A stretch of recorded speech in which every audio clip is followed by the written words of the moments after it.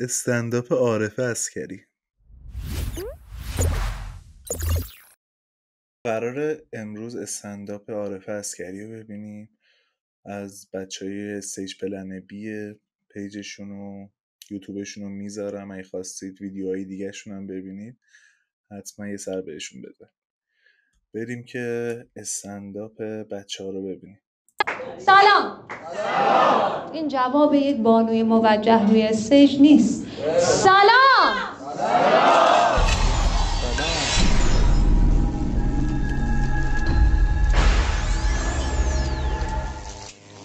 من خودم به شخص دوره‌ای که میخواستم انتخاب رشته کنم، پدر مادرم به من میگفتن فنی حرفه‌ای نرو، چون فنی حرفه‌ای‌ها تنبلن. پس من همش گفتم خدایا اینا که هم فنی ان هم حرفه‌ای چجوری تنبلن؟ سوالای بدتر موقع کنکور پیش می اومد، یعنی بدترین و چالش برانگیزترین سوالات بود. اینجا قطعی همتون کنکور دادید دیگه، درسته؟ یکی از سوالاتی که قطعی باهاش مواجه شدید بعد کنکور اینه: خوب دادی؟ چطور بود؟ یعنی تو هر جوابی بدی به ضررته.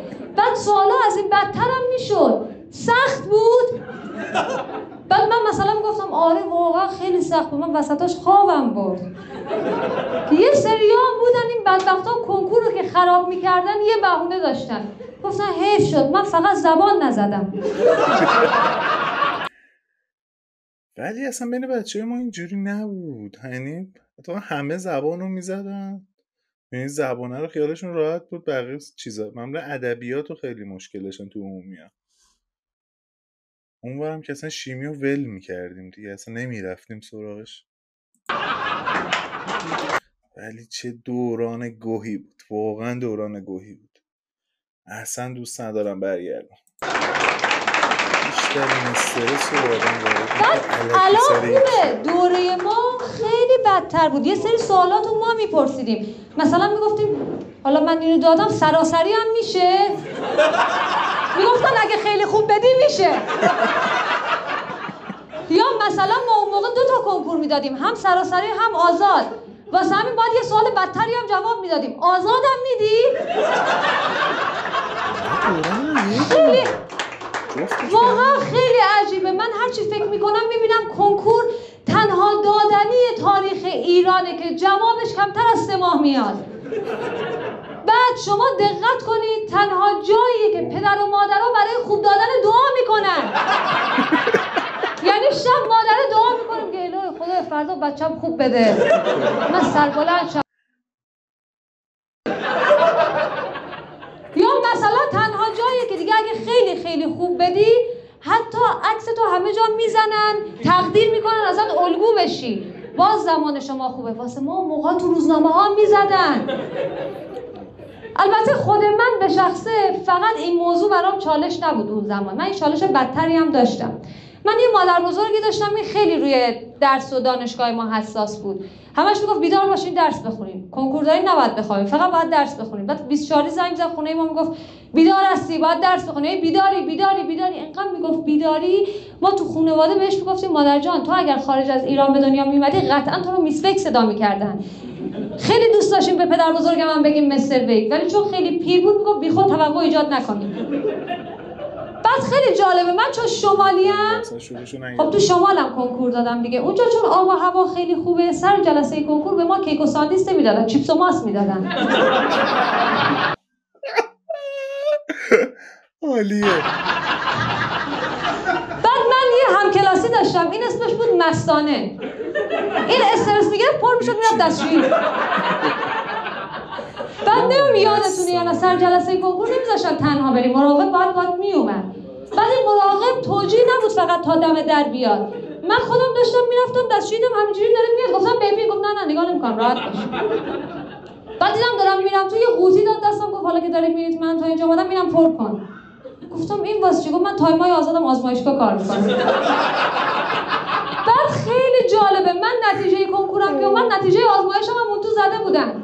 مثلا تو کارنامه‌ام زده بود ریاضی 70%، فیزیک 60%، کبد چرب 20%.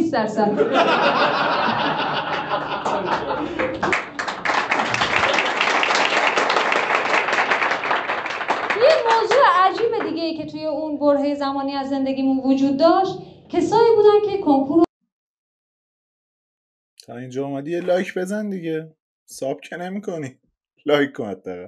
خراب میکردن و به هیچ وجه گردن نمیگرفتن. ولی حس میکنم خیلی شوخیش ضعیفه، نمیدونم ازش کارهای قوی تری دیدم، حس میکنم یه جاش شوخیاش خیلی ضعیفه.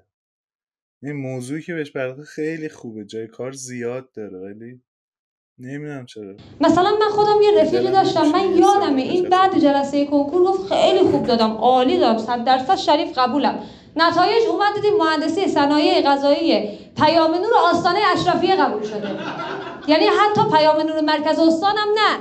گفتم هانیه تو که گفتی خوب دادم چی شد؟ گفت من از اولم هدفم مهندسی صنایع غذایی پیام نور آستانه اشرفیه. سری رشته ها هستن اینا درسای تخصصیشون واقعا عجیبه. مثلا من یکی از دوستام هتلداری قبول شده بود، این 3 واحد تخصصی صدور بلیط داشت. گفتم خب یزید اینو تو اینترنت هم سرچ کنی میاره که، ولی چی رفتی دانشگاه؟ یا مثلا یکی از دوستان بود این راه هم میخون، بعد یکی از درس‌های تخصصیش این بود آقای و خانم‌ها بلیط‌ها رو آماده کنید چک کنم. یه بار به من زنگ زد گفت میشه بیای با من ریاضی کار کنی؟ گفتم تو مگه ریاضی داری، به چه دردت میخوره؟ گفت ببین اگه توی کوپه 2 تا آقا 3 تا خانم، توی کوپه دیگه 2 تا خانم 3 تا آقا باشن، ما باید بدونیم چجوری اینا رو قاطی کنیم مشکل شرعی حل بشه. گفتم فعلا با یه خط به هم دیگه وصل و قطع کردم، حوصله‌ام نمیکشه اشتباهیه. یا مثلا پسردایی خودم این صنایع دستی و هنرهای تجسمی میخوند، خدا شاهد. او صنایع دستی هنرهای تجسمی، چشمتون روز بد نه، اهل دلا میفهمن. این 2 ترم رفت دانشگاه، اومد دیدیم دست راستش گنده تره. گفتم پسر جان تو چی کار داری میکنی با خودت؟ گفت من با این دستم قالی میبافم. گفتم میشه از اون دستتم کار بکشی؟ گفت فعلا عصامو بده برم کلاسم دیر میشه. یا مثلا من خودم یادمه اون موقع که ترم 1 بودم تو خوابگاه بودم، یه هم اتاقی داشتم، بعضی رشته‌ها واقعا لج آدمو در میارن. این تربیت بدنی میخوند. خدا به سر شاهده یک روزایی من پاره میشدم انتگرال چنگانه n به توان n به علاوه 1 در 2n به توان n به علاوه n رو حساب کنم. این یه شورت میذاشت تو ساک میگفت من امروز استخر دارم. بعد مثلا میگم پسرا خب بیشتر از الان حرف منو میفهمن. ببینید دوستان دلیل دانشگاه رفتن پسرا با دخترها خیلی فرق میکنه. دخترها به هر دلیلی ممکنه برن ولی پسرا فقط به خاطر اینکه سربازیشون عقب بیفته. یعنی مورد راست میگه، محمد نگاه کن میفهم. یعنی مورد داشتیم اینا همیشه 2 واحد رو نگه میدارن ترم آخر هی باهاش لاس میزنن اونو پاس نکنن. من یکی از همکلاسیام اینجوری بود، این ترم آخر 2 واحد رو 20 شد دیدم ناراحته. گفتم چرا ناراحته؟ گفت بیشتر پاسم کرد. یعنی پسرا خواهش و التماسشون از استادان برعکس ماه. اینا میرن التماس میکنن میگن میشه 10 و 9.5 بدی؟ نه بابا 10 التماس هم ما میکردیم 9.5 و 10 نمیدادیم. ولی همین که اصلا خیلی عجیب میخندی یا دختر رو برگه باشه دست ساقط سلامت.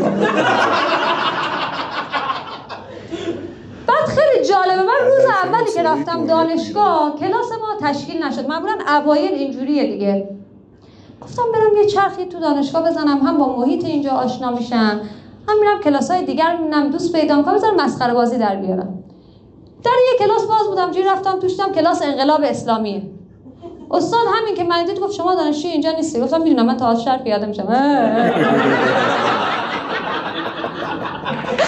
بیرون، ساعت کلاس خودم بود، دانش خانواده. رفتم کلاس، چشمتون روز بد نبینه. دیدم استاد دانش خانواده خودش یه گوشه نشسته داره گریه میکنه عین محمد. گفتم چه شده محمد جان؟ گفت من زنم مهریه رو گذاشته اجرا، خانواده‌ام از هم پاشیده. گفتم الان کلاس تشکیل نمیشه یعنی؟ گفت چرا؟ اونایی که متأهلن دستا بالا، من دستم آوردم بالا.